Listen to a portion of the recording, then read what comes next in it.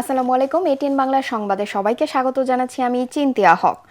ত্রয়োদশ জাতীয় সংসদ নির্বাচন ও গণভোটকে কেন্দ্র করে আজ প্রতীক বরাদ্দ দেওয়া হচ্ছে। সকাল থেকে দেশের প্রতিটি নির্বাচনী এলাকায় রিটার্নিং কর্মকর্তারা চূড়ান্ত প্রতিদ্বন্দ্বী প্রার্থীদের হাতে তাদের প্রতীক তুলে দিচ্ছেন। প্রতীক পাওয়ার পর কাল থেকে আনুষ্ঠানিক প্রচারণা শুরু করবেন প্রার্থীরা। রাজধানীতে ঢাকা বিভাগীয় কমিশনারের কার্যালয়ে সকাল থেকে প্রতীক বরাদ্দ কার্যক্রম শুরু হয়।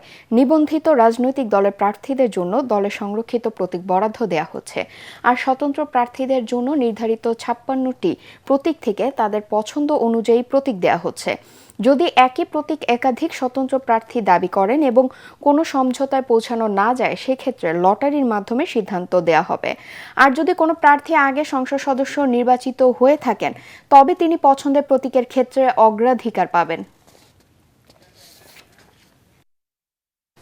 দর্শক, এই মুহূর্তে সেগুনবাগিচা ঢাকা বিভাগীয় কমিশনারের কার্যালয়ে আছেন সহকর্মী মনির হোসেন তপু। সরাসরি চলে যাচ্ছি তার কাছে। তপু, প্রতীক বরাদ্দ নিয়ে সবশেষ কি তথ্য আছে আর আপনার কাছে?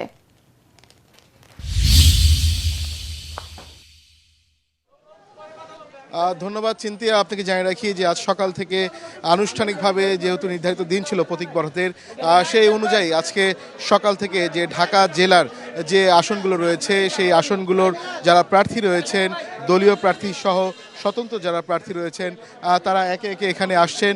এরই মধ্যে ঢাকা ৮ আসনের যে বিএনপির মনোনীত প্রার্থী মির্জা আব্বাসের পক্ষে তার ছেলে এখানে এসেছিলেন এবং একই সাথে বিএনপির মনোনীত প্রার্থী ইশরাক হোসেনের পক্ষে তার লোকজন এখানে এসেছিলেন প্রতীক বরাদ্দ নিয়ে নেওয়ার জন্য। এরই মধ্যে তারা তাদের যে দলীয় যে প্রতীক রয়েছে ধানের শীষ নিয়ে এরই মধ্যে এখান থেকে চলে গিয়েছেন। তবে কিছুক্ষণ পরেই আমরা দেখেছি যে এনসিপির মনোনীত প্রার্থী শাপলাকলি থেকে এই ঢাকা ৮ আসন নিয়ে নাসিরউদ্দিন পাটোয়ারি তিনি এসেছিলেন এবং এরই মধ্যে তিনি তাদের যে দলীয় যে প্রতীক শাপলাকলি নিয়ে ফিরে গেছেন। তবে এখন ভেতরে আমরা যতটুকু জানতে পেরেছি যে এনসিপি থেকে সদ্য পদত্যাগ করা নেত্রী তাসনিম জারা তিনি এই ভেতরে রয়েছেন।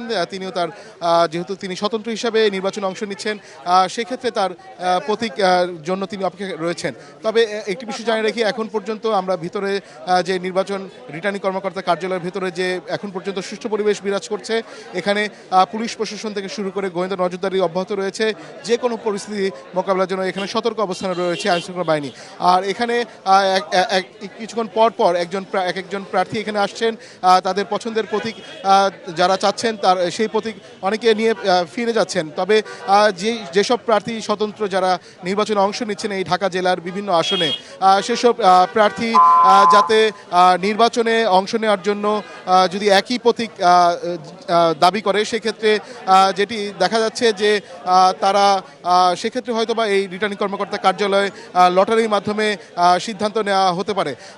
বিভাগীয় কমিশনার কার্যালয়ে এখন বলা চলে এই যেহেতু এখানে ছোট্ট পরিসরে এখানে সব ধরনের কার্যক্রম পরিচালনা হচ্ছে, সেক্ষেত্রে এখানে ব্যাপক জটলা তৈরি হয়েছে গাড়ি বহর সহ এখানে লোকজন যারা আছেন।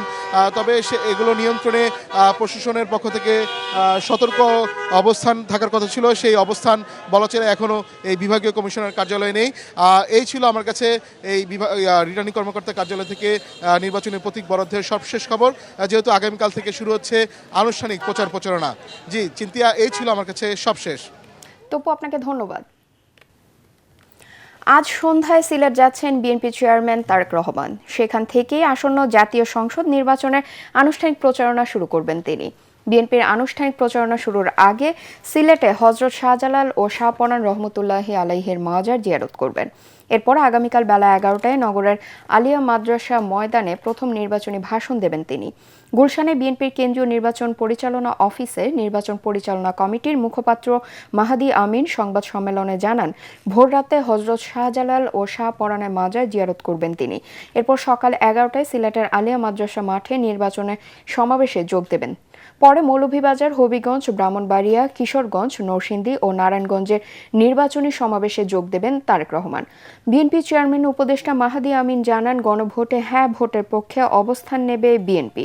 কমিশনের একটি অংশের ভূমিকার সমালোচনা করে লেভেল প্লেইং ফিল্ড নিশ্চিত করতে নির্বাচন কমিশনের প্রতি আহ্বান জানান তিনি।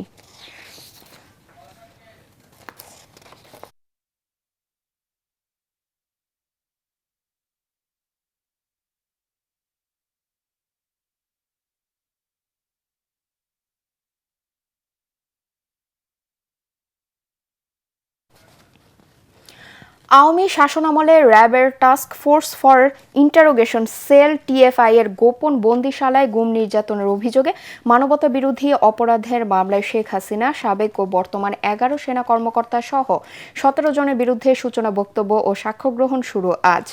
বিচারপতি গোলাম মর্তুজা মজুমদারের নেতৃত্বাধীন আন্তর্জাতিক অপরাধ ট্রাইব্যুনাল 1-এ হবে এ বিচারিক কার্যক্রম। একই ট্রাইব্যুনালে জুলাই আন্দোলনে ইন্টারনেট বন্ধ করে হত্যার নির্দেশ সহ সুনির্দিষ্ট 3 অভিযোগে ক্ষমতাচ্যুত প্রধানমন্ত্রী শেখ হাসিনার ছেলে সজীব ওয়াজেদ জয় ও সাবেক আইসিটি প্রতিমন্ত্রী জুনাইদ আহমেদ পলকের মামলায় আনুষ্ঠানিক অভিযোগ গঠনের আদেশও আজ। এছাড়াও এ ট্রাইব্যুনালে আরও 2টি মামলার বিচার কাজ হবার কথা রয়েছে। অন্যদিকে ট্রাইব্যুনাল 2-এ গণ অভ্যুত্থানের প্রথম শহীদ আবু সাইদ হত্যা মামলায় রাষ্ট্রপক্ষের যুক্তিতর্ক উপস্থাপন শুরু হবে। এছাড়াও এই ট্রাইব্যুনালে কুষ্টিয়ার 6 জনকে হত্যা সহ 3 অভিযোগে আওয়ামী লীগ নেতা মাহবুবুল আলম হানিফ সহ 4 আসামির বিরুদ্ধে করা মামলায় এবং কুষ্টিয়া 6 জনকে হত্যা সহ সুনির্দিষ্ট 8 অভিযোগে জাসদ সভাপতি হাসানুল হক ইনুর মামলায় সাক্ষ্য দেওয়া হবে।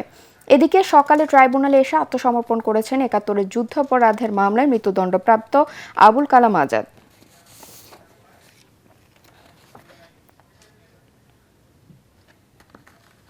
8 জেলায় ই-বেল বন্ড দাখিল পদ্ধতির উদ্বোধন করলেন আইন উপদেষ্টা ডক্টর আসিফ নজরুল। সকালে সচিবালয়ে আইন, বিচার ও সংসদ বিষয়ক মন্ত্রণালয়ের সম্মেলন কক্ষে এই কার্যক্রমের উদ্বোধন করা হয়। এ সময় অনলাইনে যুক্ত ছিলেন সংশ্লিষ্ট জেলাগুলোর কারা প্রশাসন। আইন উপদেষ্টা জানান, বেল যথাসময়ে কারাগারে না পৌঁছানোয় জেল থেকে বিচার প্রার্থীর মুক্ত হতে সময় লাগে। ই-বেল বন্ডের কারণে সে সময় এখন কমে আসবে। এই পদক্ষেপে বিচার প্রার্থী, কারা প্রশাসন ও আইনজীবী সহ সংশ্লিষ্ট সকলের সময় ও ব্যয় সাশ্রয়ের পাশাপাশি দুর্নীতি কমাতে সহায়ক হবে বলেও জানান উপদেষ্টা। প্রথম দফায় নারায়ণগঞ্জে মাস 3 পরীক্ষামূলকভাবে এই প্রকল্প চালু করা হয়েছিল। তার সফলতায় নতুন করে মানিকগঞ্জ, বান্দরবান, মেহেরপুর, জয়পুরহাট, মৌলভীবাজার, পঞ্চগড়, ঝালকাঠি ও শেরপুর জেলায় এই কার্যক্রম শুরু করা হলো।